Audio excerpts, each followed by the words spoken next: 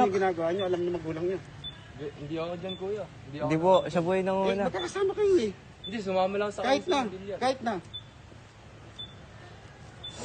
Sino? Ikaw ikaw pinakasiga? Kayo dalawa?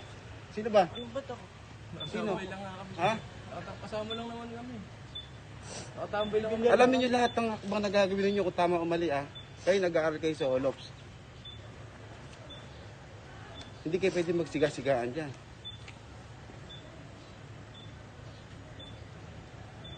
Ngayon, kung buo yung loob ninyo pare-parehas, pag i-assign ko kayo, sige, suntukan kayo ng anak ko. Sino dyan ang ano mo? Sino?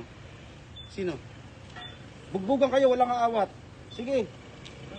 Para matigil lang. Sige. Sinong ano sa inyo? Sino yung matapang sa inyo?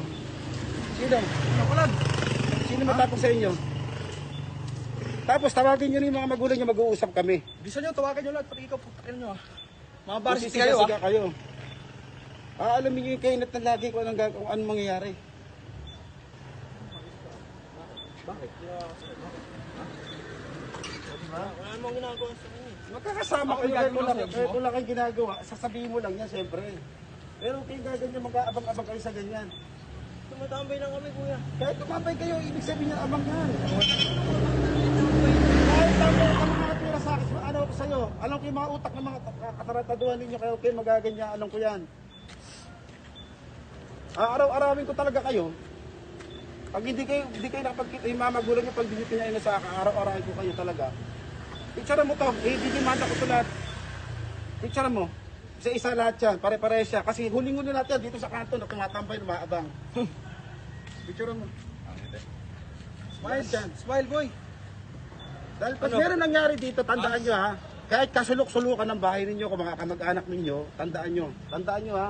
Kasulok-sulukan, hindi kayo mabubuhay na normal. Tandaan nyo yan. Kaya pag-iisipan nyo lagi kung ano mga gagawin ninyong hakbang. Dahil ito, tao yan. Tao din kayo. Yung mga magulang nyo, gawin ko sa inyo. Halimbawa, gawin ko sa inyo ngayon. Anong iisipin ng magulang mo sa akin? Kung pag-uulo mo ngayon dyan, anong iisipin sa akin ng magulang mo? Sige nga, hindi gaganti yan. Isipin mo, eto gawin nyo sa anak ko yan, hindi ako gaganti.